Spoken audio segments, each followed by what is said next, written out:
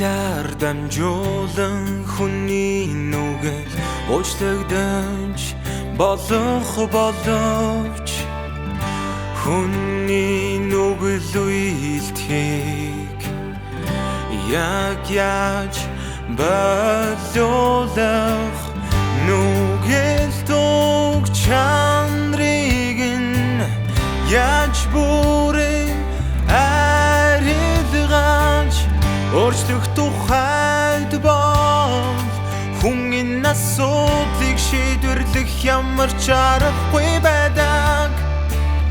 Хүний нүгэл уучлагдсан нь Бурхны цогцлолын ажлаас үүдсэн боловч хүн хуучин завхарсан сатанлаг зан чанар дотроо үргэлжлүүлэн амьдэрсаар байна. Ийм болохоор хүнийг завхарсан сатанлаг зан чанараас нь бүрэн аврах ёстой. Ингэснээр түүний нүгэл дух чанар дахин хизээж дордохгүйгээр бүрэн арилж улмаар хүний зан чанар өөрчлөгдөж чаднаа.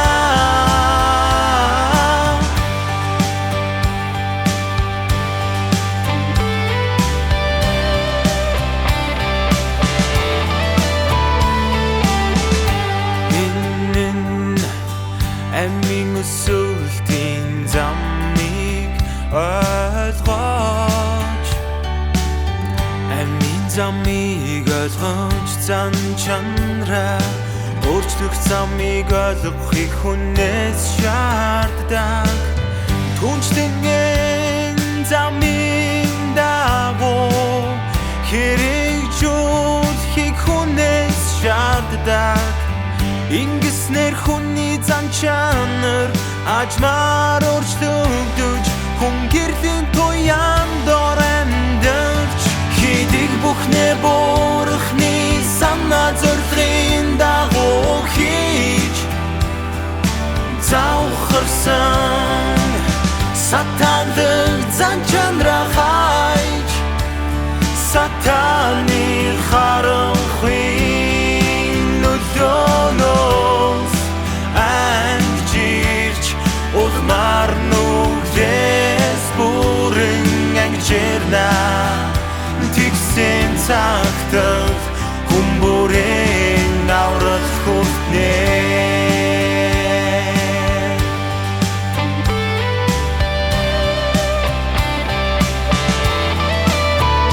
Тиймээс ажлын үе шатанд Бурхан хүний завхарсан зан чанарыг ижлэхтэй үг ашиглаж зохистой замын дагуу хэрэгжүүлэхэд түүнийг хүргэдэг. Энэ үе шатны ажлын өмнөхийг бодвол илүү утга учиртай мөн түнчлэн илүү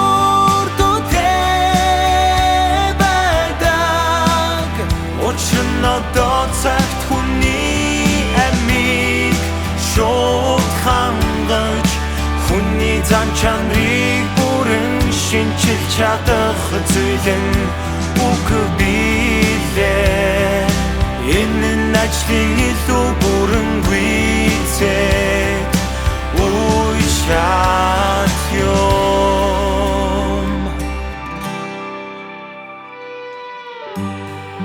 Тиймээс эцсийн өдрүүдэд би махбодтой болсон